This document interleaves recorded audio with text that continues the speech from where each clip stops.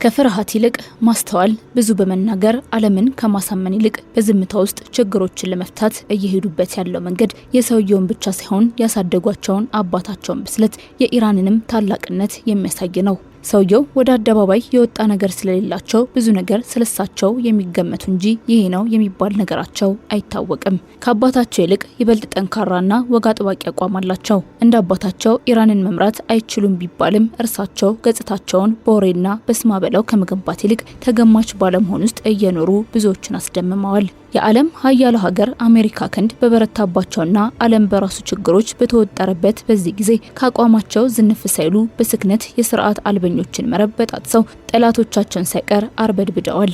በዚህ በፈታኝና አስቸጋሪ ጊዜ ለሀገራቸው የቁርጥ ቀን ልጅ መሆናቸውንም አሳይተዋል። የዕለቱ የመሪዎች ዓለም ባለታሪካችን የኢራኑ መንፈሳዊ መሪ አያቶላህ አሊ ሀሚኒ ሁለተኛ ልጅ ሙጅተባ ሀሚኒ ናቸው። ከዝግጅቱ ጋር ፍርቱና ወልደአብ አብራችሁ ቆይታ አደርጋለሁ። ከ17ኛው መቶ ክፍለ ዘመን አንስቶ የጠቢባን የአብርሆታቸው ምንጭ ልዩ ቡናና የቡና ጥበብ ነው። ታዲያ ይህን ቡና ለመቅመስ ጥበቡንም ለመማር ዝግጁ ኖት? አሃዱ ኮፊ አካዳሚ በአዲስ አበባ ትምህርትና ስልጠና ቁጥጥር ባለስልጣን ፈቃድ በማግኘት የረጅም ጊዜ ልምድ ባላቸው ባለሙያዎች በመታገዝ የተለያዩ የቡና አይነቶችን የመቅመስ ኮፊ ካፒንግ፣ የቡና ቆላል፣ ሮስቲንግ፣ ጣዕምን፣ ፍሬዎችን፣ መዓዛንና አሲድነትን የመለየት ጥበብ በባሬስታና አግሮ ማርኬቲንግ ዘርፎች ስልጠና ለመስጠት ዝግጅቱን አጠናቋል። የቡና ጥራትን ለመጠበቅ የቡና አፍቃሪዎች የተለያዩ ጣዕሞችን ለማወቅ እንዲሁም አምራቾች ምርቶቻቸውን ለማሻሻል እንዲችሉ የሚረዳውን ይህንን ስልጠና በአሃዱ ኮፊ አካዳሚ በመሰልጠን ብቁ ባለሙያ ይሁኑ። የስልጠና ቦታው በቦሌ ጃፓን ኤምባሲ ናይል ሶርስ ሕንፃ 3ኛ ወለል ላይ። ለበለጠ መረጃ በስልክ ቁጥር በ0961 88 82 22 ይደውሉልን። አሃዱ ኮፊ አካዳሚ። አባታቸው ካረፉ በኋላ እሳቸውን ወደ ስልጣን ለማምጣት ነገሮች ከሚታሰበው በላይ ከባድ ነበሩ። ብሎም እናትና አባታቸውን ባለቤታቸውን በጥቃቱ በማጣታቸው የውስጥ ስብራታቸውን ጨምሮ አጠቃላይ ፖለቲካ ላይ ያላቸው ተሳትፎ እስከዚህም ነው በሚል እሳቸውን ወደ ስልጣን ለማምጣት ብዙ አንገርግሯል፣ ብዙም ተመክሮበታል። የእነ አሜሪካ አይን እንዳያቸውና የጥቃት ሰለባ እንዳይሆኑም በብርቱ ተደክሞላቸዋል። ምንም እንኳን የፖለቲካ ልምምዳቸው ደካማ ቢባልም የቀደመ የስልጣን ልምምድ ባይኖራቸውም የኢራኑ ከፍተኛውን የስልጣን እርከን በ56 ዓመታቸው ተረክበው እየመሩ ነው። ሙጅተባ የኢራን ታላቅነትና የእምነት ጽናት ላይ ከአባታቸው በተቃራኒ ብዙም ያልራቁ በመሆናቸው ለወንበሩ ትክክለኛ ሰው እንደሆኑ በስልጣን ባሉበት አጭር ጊዜ እያስመሰከሩ ነው። እሳቸው ወደ ስልጣን ለማምጣት እንቅስቃሴዎች ሲጀመሩ ውጫዊ ጫናዎች ትልቅ ፈተና ነበሩ። አዲስ መሪ ለመምረጥ የተሰበሰበው ጉባኤ በራሱ ብዙ ስጋቶች ነበሩበት። እንደዛም ሆኖ የአባታቸውን ጠንካራ ፖሊሲዎች ያስቀጥላሉ ተብለው የሚገመቱትን ሙጅተባን ለመምረጥ ባልተረጋጋው የፖለቲካ አውድ ውስጥ ብዙ ታግሏል። በመጨረሻም ውሳኔውን አሳልፏል። ሙጅተባ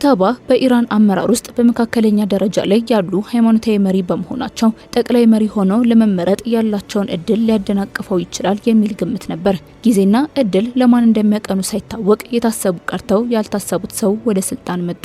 የግል ህይወታቸውንም ሆነ ልጆቻቸውን ደብቀው ያሳደጉት አያቶላህ ሀሚኒ የቤተሰብ አያያዛቸው ከህዝብም ሆነ ከዓለም አይን የተሰወረ ልጆቻቸውንም በስርዓትና በወግ ያሳደጉ በመሆኑ እኚህ ሰው ወደ ስልጣን ሲመጡ የአያቶላህ ሀሚኒ ሁለተኛ ልጅ ከመሆን ያለፈ የተለየ ነገር ስለርሳቸው ማወቅ አልተቻለም ነበር። ከዚህ ቀደም ለህዝብ የቀረቡ ንግግሮችን ወይንም ቃለ መጠይቆችን ካለማድረጋቸው በላይ ጥቂት ፎቶዎችና ቪዲዮዎች ብቻ ነበር ስለርሳቸው መገኘት የተቻለው መረጃ። ሙጅተባ የተወለዱት እንደ አውሮፓውያኑ ዘመን አቆጣጠር በ1966 በሰሜን ምስራቅ ማሻሃድ ከተማ ውስጥ ሲሆን ከስድስቱ የሀሚኒ ልጆች ሁለተኛው ናቸው። ትምህርታቸውን የተከታተሉትም በዋና ከተማዋ ቴሄራን ውስጥ በሚገኘው ሃይማኖታዊው አላቪ ትምህርት ቤት ውስጥ ነበር። በኢራን ኢራቅ ጦርነት እድሜያቸው ለጋ ነበር። ከዛ በኋላ ባለው ዘመናቸውም በአገራቸው ጦር ውስጥ ስለማገልገላቸው ይነገራል። 30ኛ ዓመታቸውን እንደያዙ የሺያ ሃይማኖታዊ ትምህርታቸውን ለመቀጠል ቆም ወደ ተባለችው የሺያዎች ቅድስት ከተማ ቀኑ። እዛ በነበራቸው ቆይታም ጠንካራ ሀገርን በእምነት እንደቆመች መምራት የመስችል ጠንካራ ስብዕና ገንብተው ትምህርታቸውን አጠናቀው ተመለሱ።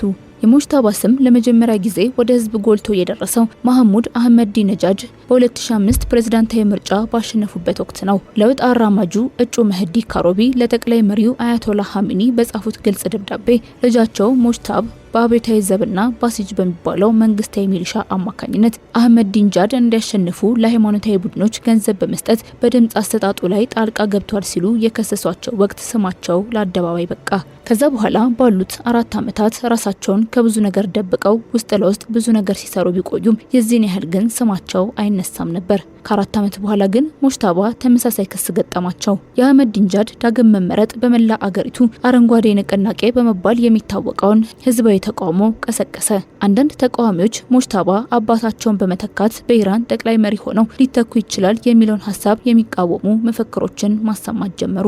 በወቅቱ ምክትል የሀገር ውስጥ ጉዳይ ሚኒስትር የነበሩት ሙስጣፍ ታጅዛዴህ ውጤቱን የምርጫ መፈንቅለ መንግስት ሲሉ ገልጸውት ነበር ሲል ቢቢሲ ስለርሳቸው ያወጣው ጽሑፍ ላይ ያትታል። ይህንን ተከትሎ ሰውየው ለ7 ዓመታት የታሰሩ ሲሆን ይህም የሙጅታባ ኻሜኒ ቀጥተኛ ፍላጎት ነው ብለው ብዙ ስሞታና አቤቱታ ቢያቀርቡም ነገሮች ግን በታሰበው ልክ አልቀለለላቸውም። ከዛ በኋላ ያለው ጊዜ በውጭ ሀገራት ግፊትና በተለያዩ ውስጣዊ ጫናዎች ምክንያት ነገሮች እየተወሳሰቡ ቢመጡም የኢራን መንግስታዊ ስርዓት ግን በቀላሉ የሚነካ አልሆነም። ይልቅስ ለማንም የማይመለስ ወደ አምባገነንነት የተጠጋ ስርዓት እየተጠናከረ መምጣት ጀመረ። ራሳቸውን የለውጥ አራማጆች ብለው የሚጠሩት ሚር ሁሴን ሙሳቪና መህዲ ካሮቢ ከአውሮፓውያኑ 2009 ምርጫ በኋላ በቁም እስር ላይ እስከ ማቆየት የደረሰ ሆነ። ይህንንም ከኋላ ሆነው የሚመሩት ሙጅታባ እንደሆኑ ይታሰባል። ጥቂት ቆይቶ ሙጅታባ ከሙሳቪ ጋር ተገናኝተው ተቃውሟቸውን እንዲያቆሙ አጭርና ግልጽ መመሪያ እንደሰጧቸው ከጊዜ በኋላ ባወጡት መረጃ ገልጸዋል። ሰውየው በብዙዎች ዘንድ እንደ ደካማና የአባታቸውን ቦታ እንደማይተኩ ቢያስቡም የታሰቡትን በብዙ ኢንታና በብዙ ንግግር ፖለቲካ እንደማይዘወር ለማሳየት ብዙም አልፈጁም። ይልቅስ በብዙ መልኩ በርትተውና ሀገራቸውን አሳልፈው ላለመስጠት በሄዱበት ርቀት አባታቸውን፣ እናታቸውንና ሚስታቸውን በአሜሪካና በእስራኤል ጥቃት ያጡ ሰው ቢሆኑም ጥቃትን ባለመቀበል የሀገር ወዳድነት ስሜትና እልህ ተደማምረው ያልተጠበቁትን ሙጅታባን ፈጥረዋል። የእስላማዊ ሪፐብሊክን ህልውና ማረጋገጥና አገሪቱን ከፖለቲካዊና ኢኮኖሚያዊ ውድቀት ለማዳን ትክክለኛ ሰው መሆናቸውን ለህዝብ ለማሳመን ከባድ ስራ እንደሚጠበቃቸው ያውቃሉ። ኢራንን መታደግ ከምንምና ከማንም በፊት በእርሳቸው ትከሻ ላይ እንደወደቀ በማሰባቸው ሀገራቸውን ለማስቀጠል ያለውን አማራጭ በሙሉ መጠቀማቸውን ቀጥለዋል። ሙጅታባን ብዙዎች አብጠልጥለዋቸዋል፣ ገና አልተፈተሸም ሲሉ ከፍና ዝቅ አድርገዋቸዋል። ከዚህ በተጨማሪ የሪፐብሊኩ ስልጣን ወደ ውርስ ስርዓት እየተለወጠ ነው የሚለው ግንዛቤ የህዝብን ቅሬታ የበለጠ ሊያባብሰው ይችላል በሚልም የጠላቶቻቸውን ማጥላላት የወዳጆቻቸውን ስጋት አስወግደው ኢራን በዝምታ ውስጥ ብዙ መስራት የምትችል ሀገርም መሆኗን አስመስክረዋል።